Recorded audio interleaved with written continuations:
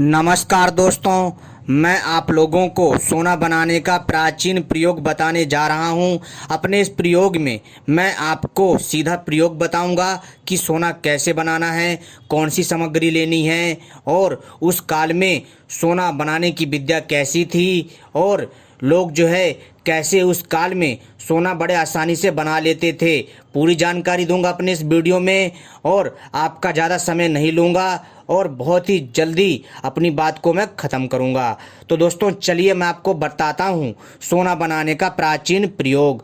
तो अगर आपने सबसे पहले हमारे चैनल को सब्सक्राइब नहीं किया है तो पहले चैनल को सब्सक्राइब कर लीजिए और घंटी को भी सही प्रकार से दबा लीजिए ताकि आप सभी हमसे जुड़ जाएं और जब भी कोई वीडियो लेकर आएँ उसका संकेत मिल जाए। और वीडियो को लाइक कर लीजिए सही प्रकार से।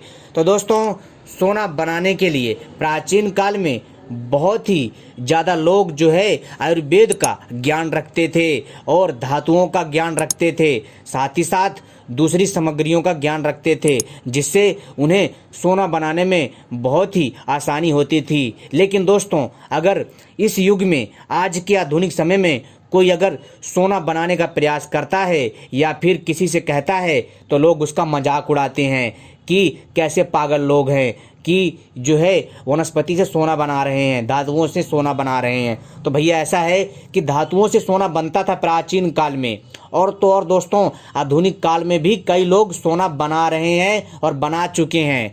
तो दोस्तों ये था उन लोगों के लिए जवाब। ठीक है, तो दोस्तों अब हम आपको बताते हैं प्रयोग सोना बनाने का, कौन सी सामग्री लगनी है, किन बातों का ध्यान रखना है, जो कि बहुत ही आसान है। अगर दोस्तों आप लोगों में से कोई भी व्यक्ति अगर सफल हो जाता है तो दोस्तों इससे बढ़कर हमारे लिए खुशी की बात क्या होगी, क्योंकि दोस्तों यह एक शोध का रिसर्च का विषय है कि औषधियों के माध्यम से किस प्रकार से सोना बनता है।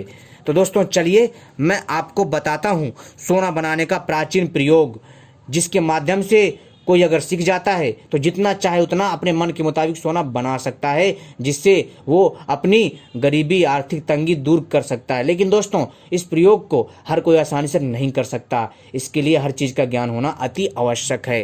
तो दोस्तों सोना बनाने के लिए कौन सी सामग्री लगनी है ध्यान से सुनिएगा और वीडियो को पूरा देखिएगा। अगर आप सोना बनाना सीखना चाहते हैं, अगर आप सोना बनाने की प्राचीन विद्या को और प्राचीन क्रिया को जानना चाहते हैं तो इस वीडियो को पूरा आखिरी तक देखिएगा, तभी आपको समझ में आएगा।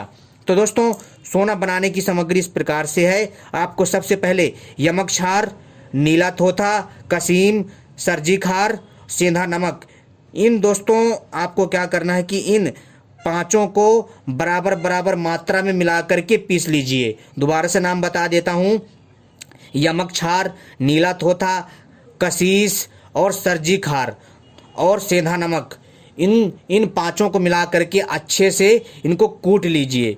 और इसके बाद दोस्तों आपको क्या करना है कि आपको नींबू के रस में इन्हें घोटना है लगातार कम से कम 2 घंटे तक। ठीक है, और जब आप इन पांचों सामग्री को अच्छे से नींबू के रस में घोट लेंगे तो दोस्तों फिर आपको क्या करना है कि फिर इसमें पारा मिला दें, यानी कि इसमें पारा धातु मिला दें। और जब ये दोनों मिल जाएं तब दोस्तों आपको हरताल का पानी, जी हाँ दोस्तों, तब आपको हरताल का पानी थोड़ा थोड़ा डालकर इसको अग्नि में पकाना है। 4 घंटे पकने के बाद वह पारा शुद्ध सोने में बन जाएगा। जी हाँ दोस्तों, वह पारा शुद्ध सोने में तब्दील हो जाएगा, जिससे दोस्तों आपको लगेगा जैसे कोई अचानक से चमत्कार हो गया हो। दोस्तों यह एक रासायनिक क्रिया है। जी हाँ दोस्तों, यह एक रसायन शास्त्र का पार्ट है, रसायन शास्त्र का हिस्सा है। जो लोग समझ गए तो दोस्तों वो लोग मजाक नहीं उड़ाते हैं, क्योंकि दोस्तों रसायन शास्त्र में खोज करना और उस पर रिसर्च करना या फिर उसको दोस्तों साकार रूप में परिवर्तित करना अपने आप में बहुत ही मुश्किल कार्य है, लेकिन असंभव नहीं है। जी हाँ दोस्तों, आपने देखा होगा कि जो वैज्ञानिक वर्ग है वो लगातार शोध रिसर्च करता रहता है, जिसके बाद उसको दोस्तों समय आने पर उसका फल अवश्य मिलता है, उसका परिणाम उसे अवश्य मिलता है। इसी प्रकार दोस्तों कोई भी मनुष्य अगर चाह ले कि उसे इन औषधियों के माध्यम से सोना बनाना है तो बनाना है, वो जरूर बना सकेगा अगर वो प्रयास करता है। तो दोस्तों हमारे चैनल का मेन मकसद है आपको जानकारी देना, ठीक है, और हमारी ये कतई जिम्मेदारी नहीं है कि आप अगर सोना बना पाते हैं तो ठीक है, अगर आप सोना नहीं बना पाते हैं तो भी ठीक है। ठीक है दोस्तों, कहने का अर्थ है दोस्तों, आप जो भी क्रिया को करिएगा अपने जिम्मेदारी से करिएगा। इसमें दोस्तों हमारा सिर्फ एक ही कार्य है कि आपको जानकारी देना, आपको ज्ञान प्रदान करना, वो हम कर रहे हैं। ठीक है। और दोस्तों यह प्रयोग नागार्जुन की पुस्तक से लिया गया है। ठीक है। और नागार्जुन जी एक बहुत बड़े रसायन शास्त्र थे, एक बहुत बड़े आयुर्वेद के ज्ञाता थे, जिन्होंने रसायन शास्त्र के द्वारा इस प्रकार से अनेकों प्रकार के रसायन बनाए। जी हाँ दोस्तों, आपको सुनकर हैरानी होगी, सोना छोड़ो, सोना तो उनके लिए छोटी बात थी, सोना चांदी बनाना उनके लिए छोटी बात थी। वो जो है दोस्तों यहाँ तक कि जो हमारे नागार्जुन जी जो थे, वो दोस्तों यहाँ तक कि लोहे से तांबा बना देते थे। जी हाँ, लोहे से तांबा बना देते थे और तांबा से अन्य धातु बना देते थे। ऐसे थे हमारे नागार्जुन जी। दोस्तों वह एक बहुत बड़े विद्वान, एक ऋषि थे। और दोस्तों वो इतने बड़े विद्वान थे कि दोस्तों वो औषधियों के माध्यम से ऐसे ऐसे रस का निर्माण करते थे कि मनुष्य अगर उसको गले में, उस रस को गले में लेपन कर ले तो दोस्तों अगर उसके ऊपर तलवार चला दी जाए तो दोस्तों तलवार का घाव नहीं लगता था। ऐसे ऐसे रस का निर्माण करते थे हमारे नागार्जुन जी। लेकिन दोस्तों जो जो चीजें मैं बता रहा हूँ, कई लोगों को मजाक लग रहा होगा। दोस्तों क्या होता है ना कि जब किसी की मति भ्रष्ट हो जाती है, जी हाँ, जब किसी की मति भ्रष्ट हो जाती है, जिसकी जितनी क्षमता होती है सोचने की, वो अपंग वहीं तक ही सोच पाता है जो बुद्धि से अपंग होता है।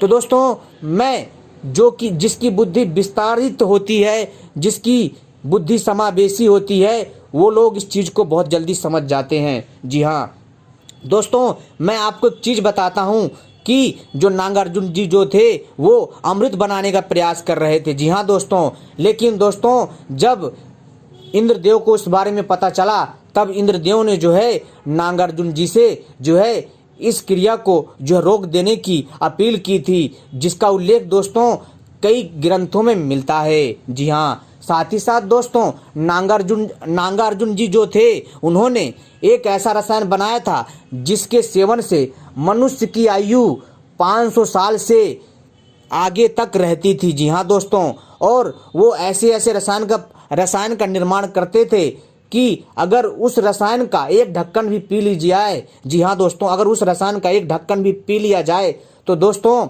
वो मनुष्य जो है बिना खाए पिए 1 से 2 महीना तक रह सकता था, यहाँ तक कि 6 महीना तक भूखा रह सकता था। ऐसे ऐसे रसायन का निर्माण किया जा सकता था। लेकिन बहुत सारे जो उस काल की जो लोग थे इस विद्या को जानते थे, किंतु समय के अभाव में और लगातार इस भारत पर आक्रमण होते रहे और यहाँ के कई लोग इस विद्या को भूलते गए। फिर दोस्तों हमारे लोगों ने ही अपनी ही विद्या को गलत ठहराना साबित कर दिया, अपनी ही विद्या का जो है मजाक उड़ाना चालू कर दिया, जिस कारण दोस्तों इस विद्या को और भी नीचे ले जाया गया, जिससे कि इस विद्या का पूरी तरह से लोप होता दिख रहा है। लेकिन दोस्तों आज भी ये विद्या कहीं ना कहीं भारत के किसी न किसी कोने पर अच्छे से फल फूल रही है।